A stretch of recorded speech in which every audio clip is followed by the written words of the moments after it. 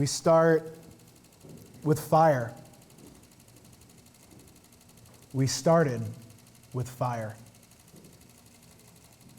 Fire is the element of origin, the original conflict, order, and chaos. The primal explosion, when at the beginning of all things, God poured his love into creation and gave form to the formless. In an instant, and from the space the size of a pinhead, a fire burned 100 million times hotter than the core of our sun. And as it cooled, all that we can observe in the universe took shape. From this first fire came everything.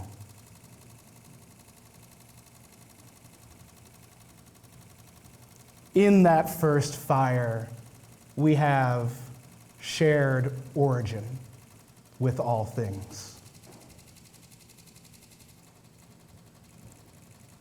How do we awaken to this shared fire?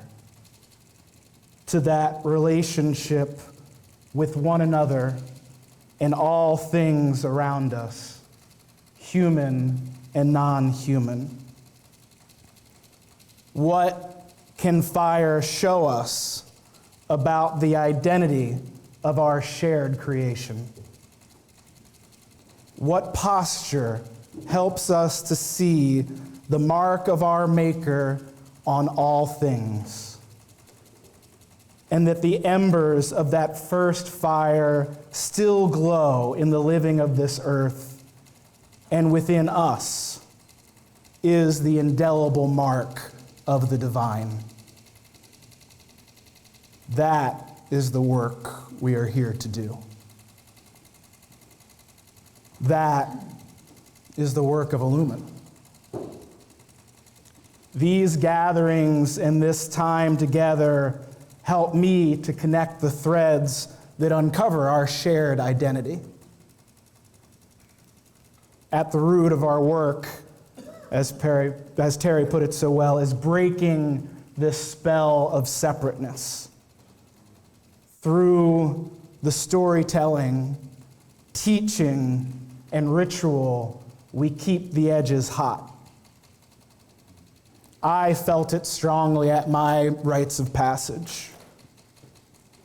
Through this work, we are tending to the fire of shared creation. Pause. And fire shows up in mischievous ways. May I have that? Thank you, brother. Sure.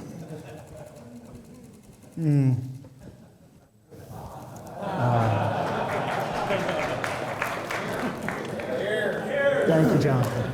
Thank you.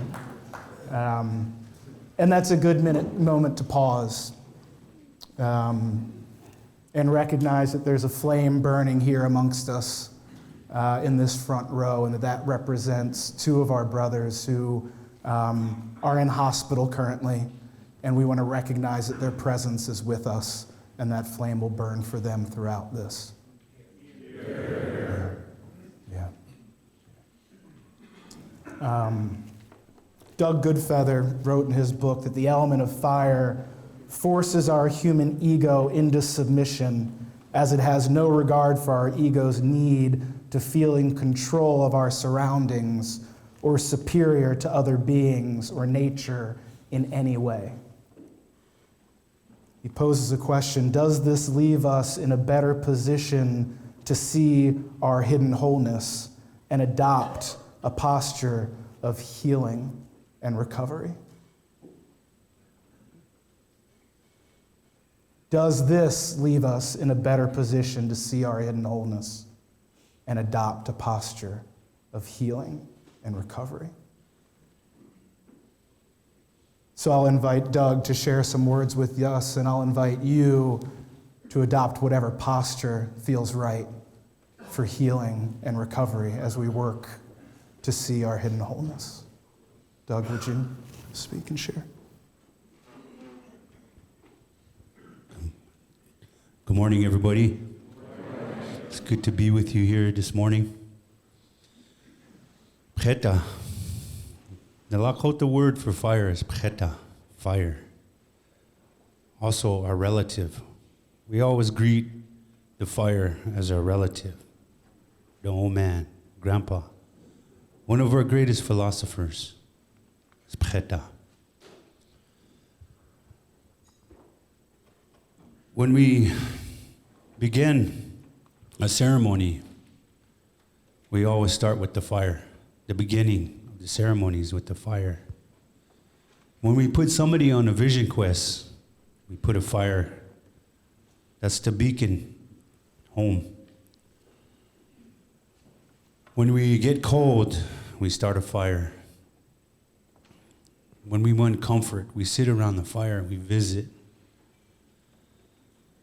We talk about chaos of the fire.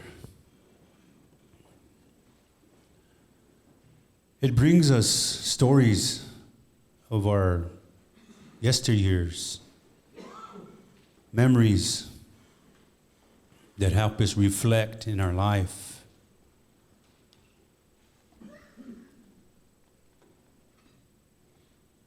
It's very therapeutic as well. One of the things about the pcheta, the fire, it's like a horse. It knows your emotions. That's why when you see the smoke, when you walk around, it'll follow you because it senses your emotions. When I begin with the fireman or firewoman, teach them the fire. We bring them to the fire, we introduce them. They see everything that needs to be done. They may be coming to sweat lodges or different fires, learning about it, but never participating in starting the fire. So before we start, we connect the mind to the heart, the body, everything. The two powers, we have to connect to one. And that way, the fire already has that connection, so we make a connection with it. We start to instruct the protocols of the fire, how to be as you come to the fire. If you come with ill will intentions, the fire will know, and it will burn you. If you leave the fire alone and walk away and come back out, it might be a forced fire. Your house might be on fire. You have to respect it. It needs commonality, needs relationship. You have to respect it. So we bring the fire man or woman, start to teach them how to build a fire. And the person might be coming from addictions, abuse, some kind of chaotic life. But they want to change their life. So we introduce them to the pcheta, the fire. And we start to teach them, okay, let's begin with starting the fire. Teach them the respects and let them walk away and watch them. Sometimes in frustration, they'll try to start it. Anger comes out, frustration, then they give up, walk away. Okay, go back next day, let's start it again. Start working. Pretty soon they get it going. The wind comes, put it out. When we understand the elements working together in this way, you can make relationships with everything at that one time. The connection, the mind to the heart, the body. Same with the elements. Connection, mind, heart, and body, spirit. Everything starts to connect. The person starts to get better at working the fire. Start chopping wood, going to get whatever needs to start it. When you go to a sweat lodge and start the fire, you put the rocks in the middle. Set them in a certain way. Build the fire. You see these people starting to get stronger at building the fire, getting more confident. As I was saying the other day, Because it starts to take the ego out of you. Everything that you think you know is taken out of you. And the fire teaches you what you need to know. You start to build the fire, you get good at it, start getting better. All of a sudden, people are saying, oh, there's that fire person. Tell them to come over and start the fire. Start it like that. Getting better. All of a sudden, that person, walking clean, sober, understand their abuse as a teacher, keep moving forward in life, getting better. Better relationships, not only with themselves, but everybody. Pretty soon, they get a job, get a house, build a family. So that's the beginning. The beginning, you start from the ground. And you start building it up. So what it's doing, it's building your life. It's putting confidence in you. It's putting love in you, self-love. It's putting intelligence in you, spirituality, mental, emotion. It's building you up, making you, things are starting to get clear.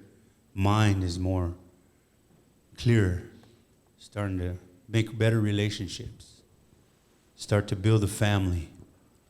The fire did that. The fire taught you how to do that. But we forgot. Sometimes some people will forget. And the fire will come back into your life and remind you where you might be going this way or that way. Stay on the road. Next thing you know, you have a family, beautiful family, nice job, kids. You raise your family that way. Healing has come. You pass that healing on to others. When we first go to a horse, and if you're nervous or scared, the horse will know. Same with the fire. We heat the lava rocks in there.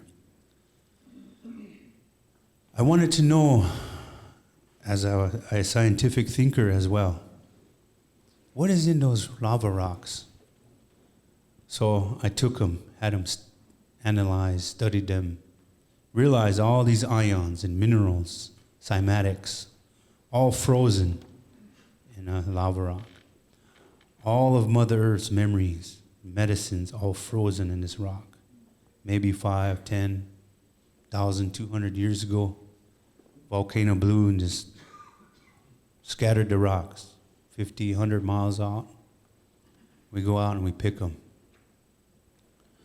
And my curiosity, that's where I ask my questions. As soon as my curiosity comes up, I'll ask the question out there. And the answers will come. So we take the lava rocks into the sweat lodge. Somebody might come with depression, something. The heat builds you up.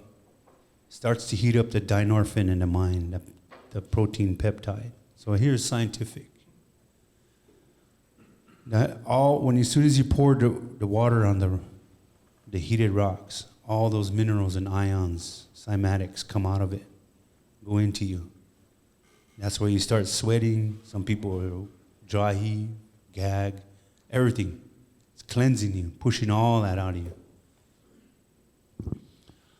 You see, the dynorphin is a peptide that controls your addiction and your abuse and anger. So when you go in there, it humbles you.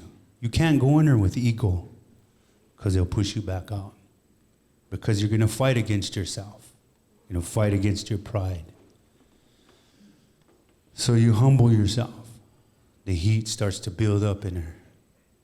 Well, first door, talk about invoking the spirits coming in. Second door, we bring the people in, the mind. Third door is the hottest healing round. This is where it opens up the third eye, because the heat has risen up now. Now it's emphasizing your prayers, your meditation.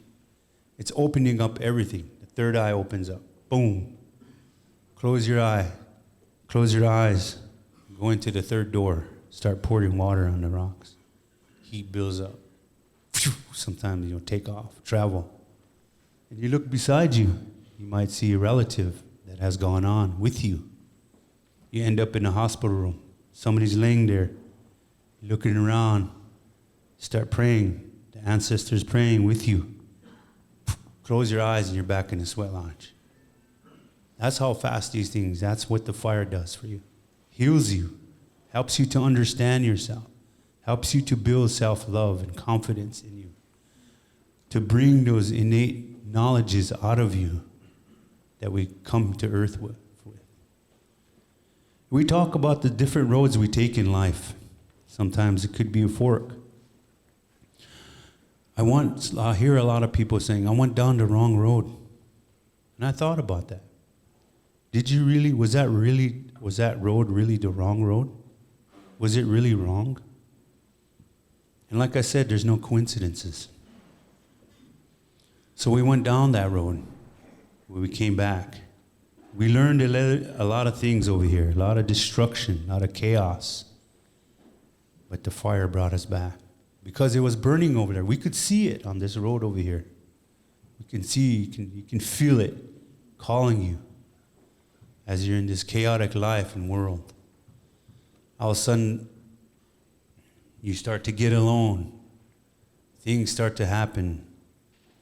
And you see the fire, the comfort of the fire. It might be in the mind's eye, 1,000 miles away. You feel like you can't get to it. You start to think of yourself. Pray for guidance and help. All of a sudden, it wakes something up in you. The fire gets brighter, starts to pull you that way.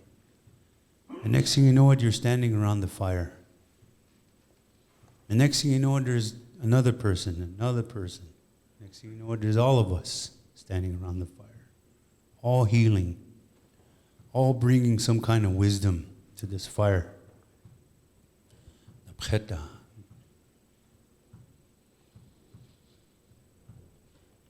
We begin to see these teachings that come out of something that we just look at, an element. We don't realize the intelligence that comes with it. And we start to understand inside of ourselves that we have a connection. We start to feel it. People start to say, we love you. You're starting to say, I love you. All of these things, the wind, Khate, will build a vortex to create a stronger fire.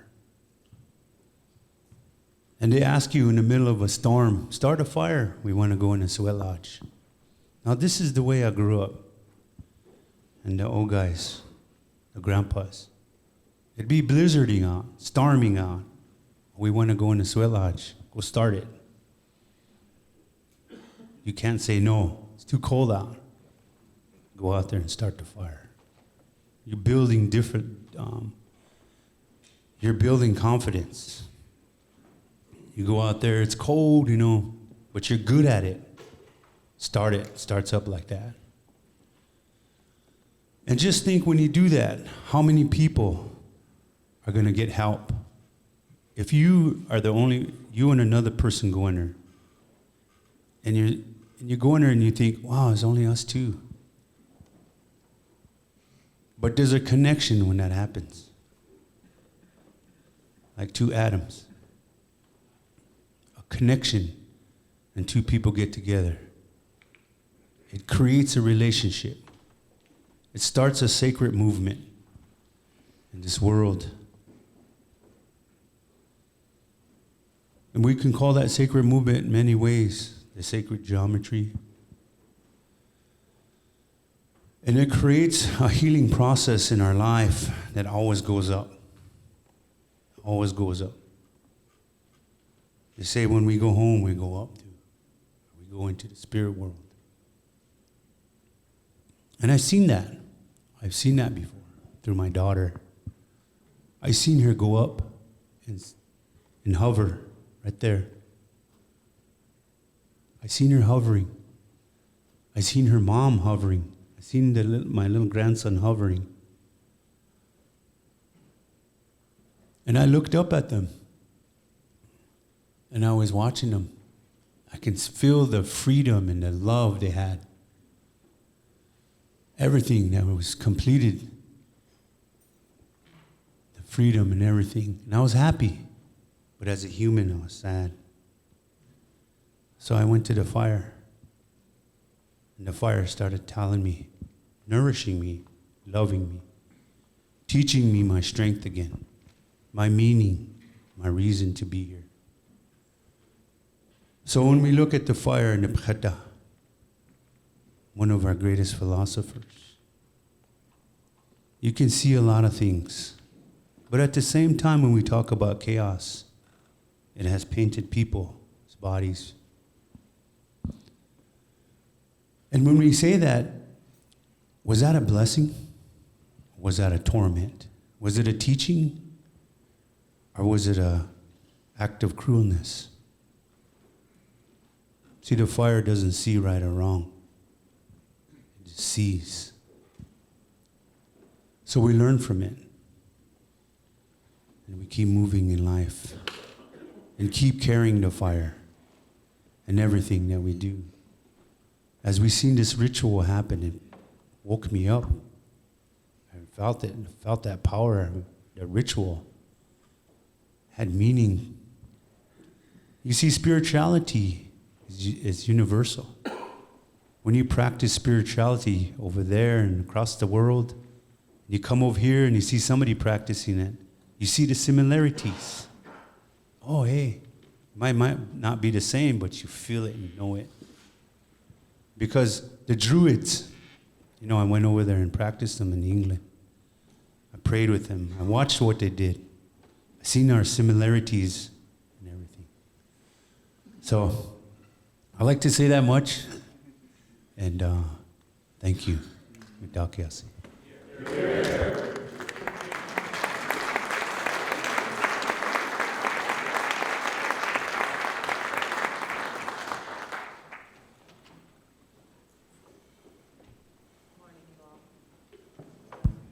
Morning. There we go.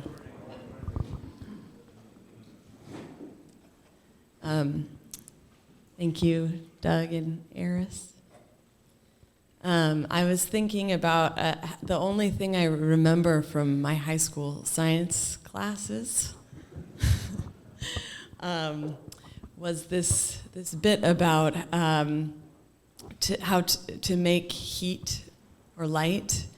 There needs to be a quantum of energy. If it's below that, a certain threshold, the light and heat isn't created. Even if there's a continual amount, there needs to be a big push to make that happen. And I was feeling that this gathering is that.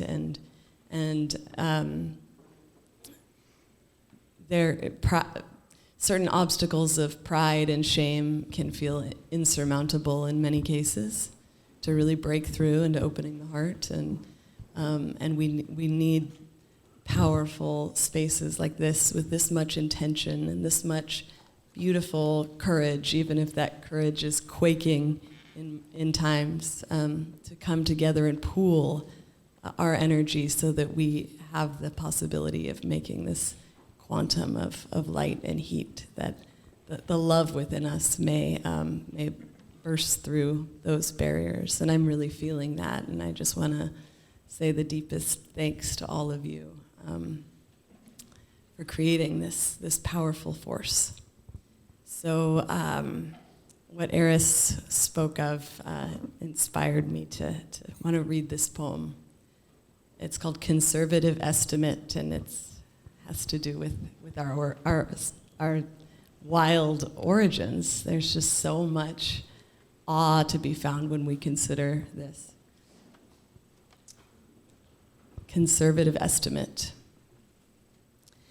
They say there's a 1 in 30 trillion chance of you existing at all, but I think that's a conservative estimate. When you factor in that a universe happened to explode from something the size of a marble or a pinprick, we immediately move beyond incalculability. And adding the unlikelihood that the destruction of that blast would have created a vast city of stars with a place tucked into it called Earth that would be soft and fertile enough to accommodate the holy and mysterious concept of mother. The odds become wilder yet.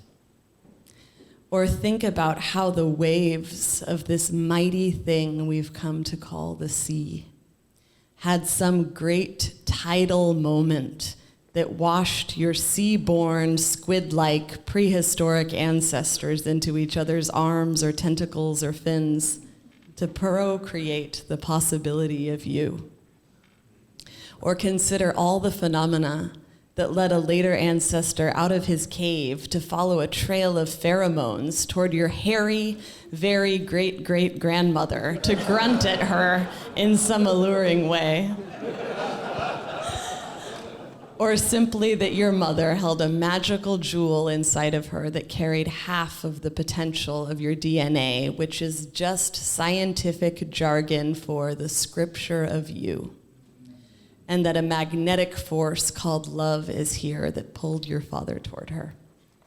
What is the equation for water existing to quench your longing for it? Or that an asteroid crashed into the dinosaurs at just the right moment to give mammals the possibility of ascendance? Or that each ice age froze and thawed time just so to create the propitious conditions for life's waters to flow in your direction?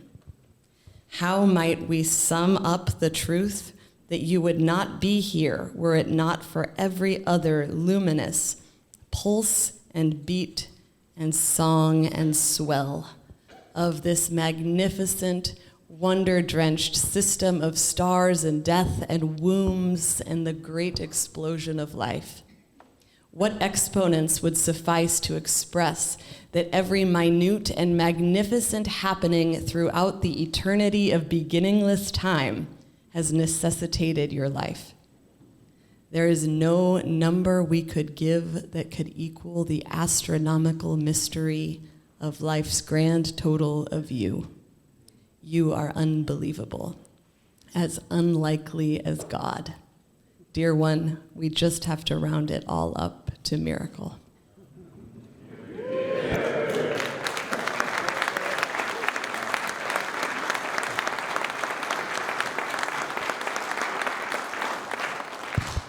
Thank you. Thank you. Why don't we stand a little bit and shake out and do a little dance for your hairy foregrandmother. Love that imagery.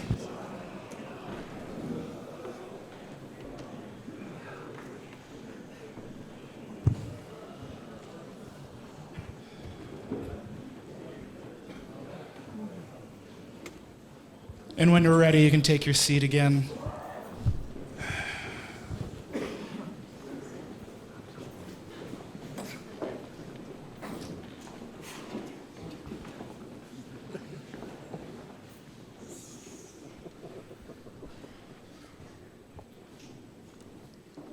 And why don't we all just take 3 big centering breaths?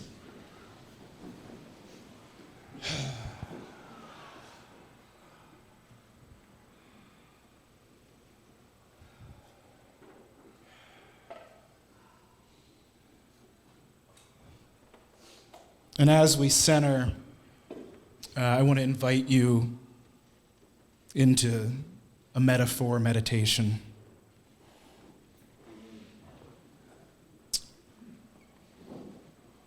Just fall into your chair and center in on your breath. And as you do so, in your mind's eye, picture a fire.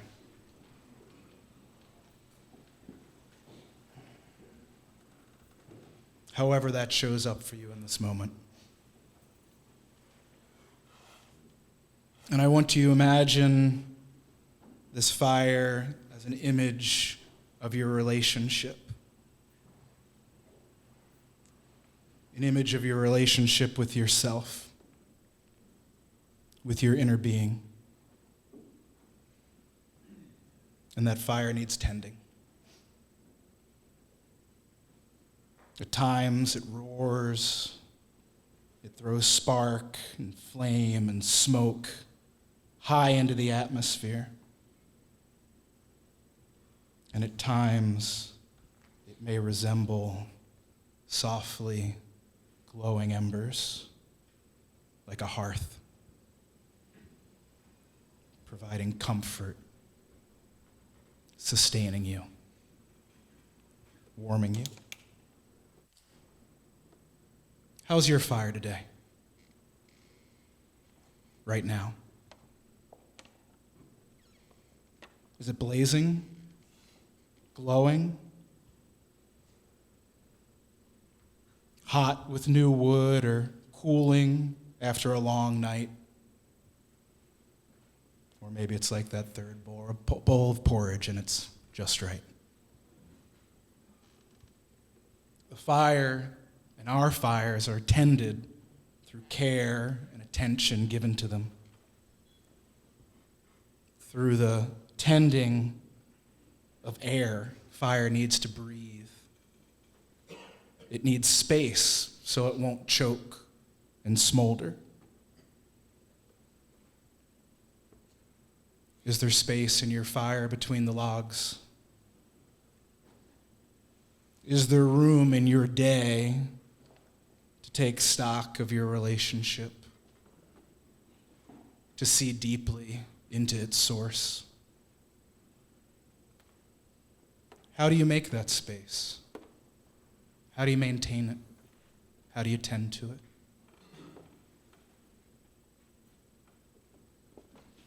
Fire needs fuel.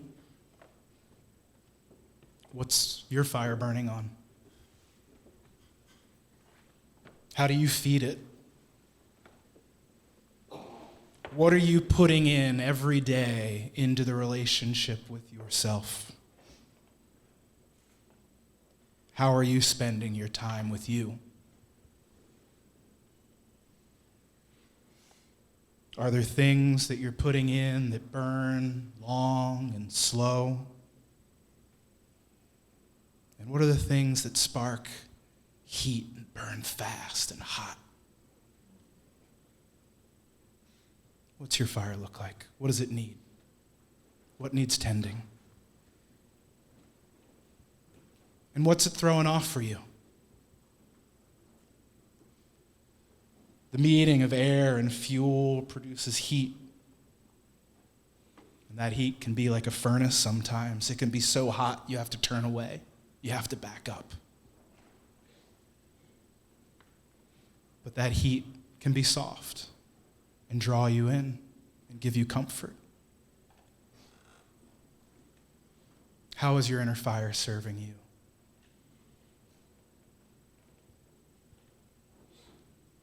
What brings you back to it again and again to do this work, to tend that fire, to keep the edges hot?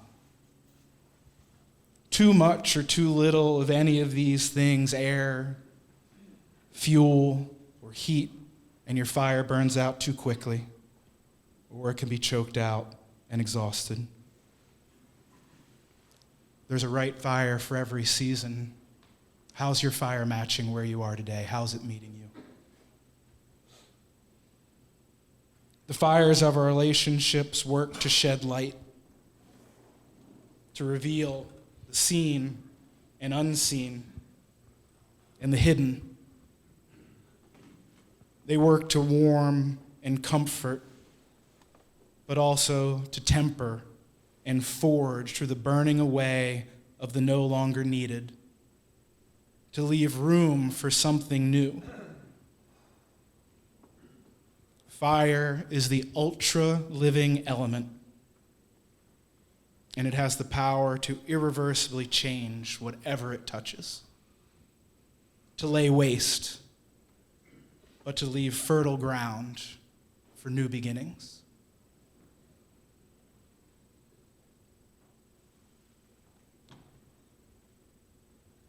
What is your fire burning away? What is your fire leaving behind? And what new beginnings could possibly follow?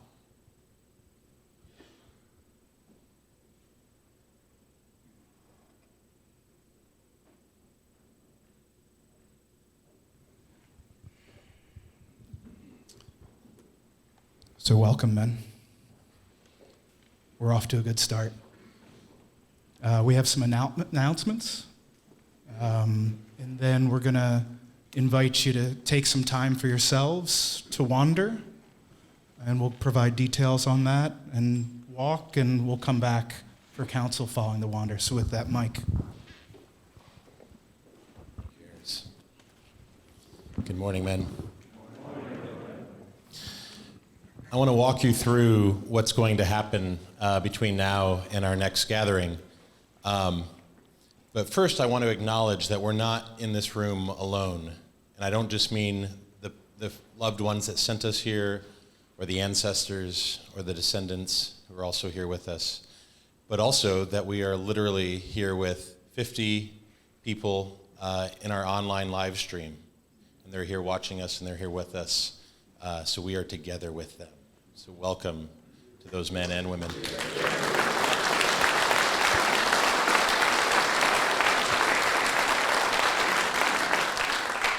As Eris said, we go from here to a nature wandering.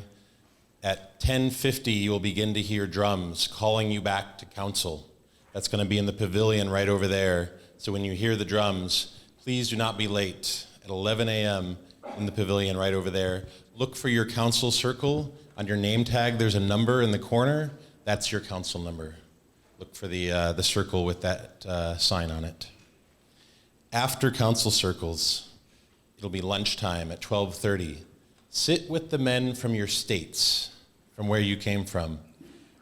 Each table will have a flag on it from your state. Hopefully you know your state's flag. If not, there's this thing called Google. This is an opportunity to meet men near you so that this doesn't have to end here. That when you go home, you will know other men that you can connect with, that you can continue in counsel with. There are chapters, Illumin chapters in 13 different states. So, conveners, if you're here from one of those states, this is your opportunity to connect with men, get them in touch with what's going on in your area. After lunch, at 1:30, there are breakouts. There's a handout in your registration folder that gives you all the details of who's presenting and what they're presenting on. Shalane will be doing a session.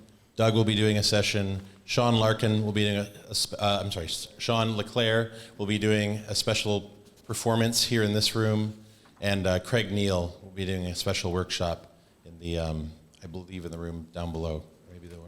Check your schedules. Breakouts from 1:30 to 2:30. After that, it's open time, free time. If your breakout, if you need to take a nap, if you need to take a wander, is your open time as well. At 2:30, if you'd like to get a book signed by Shalane, or by Sean Leclerc, or by Craig, we'll have a book signing down in the lobby. Also, speaking of books, we noticed about 8 of Shalane's books walked away from the marketplace downstairs. If you happen to be one of those people, please come back and pay for those. Same with any of the prints that were sitting there as well.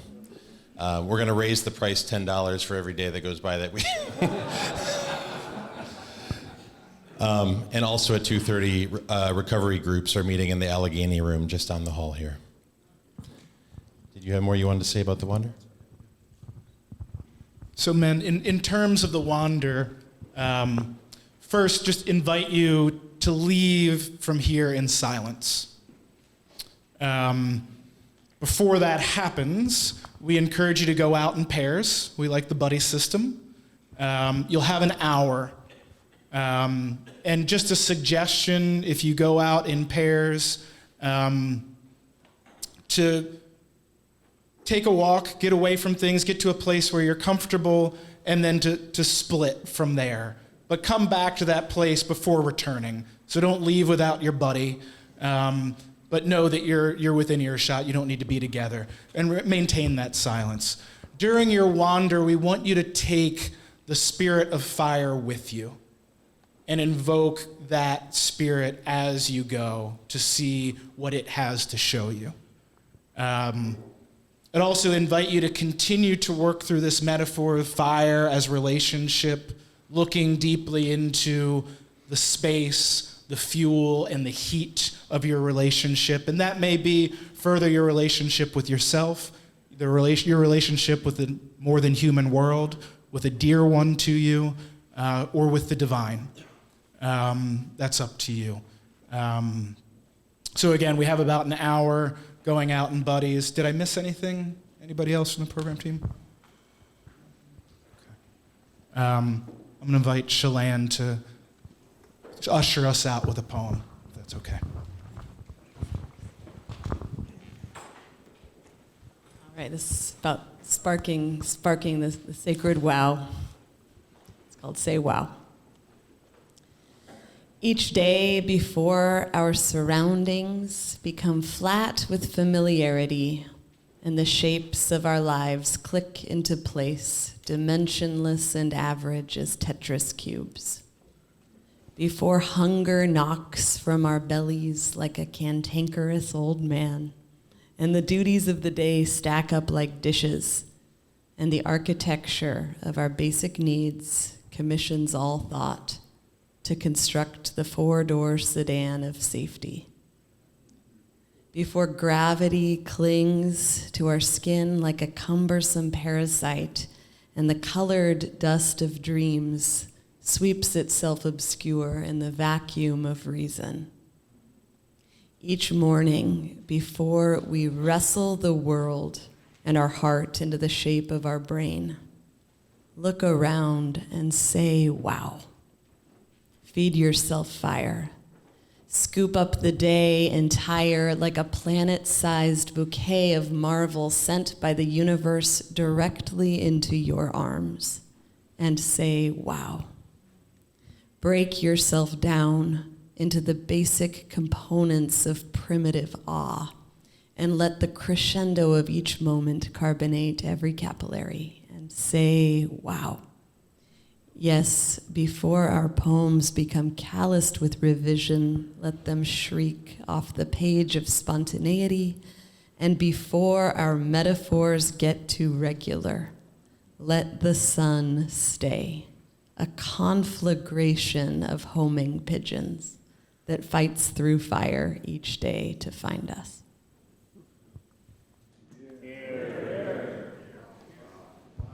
Go in peace.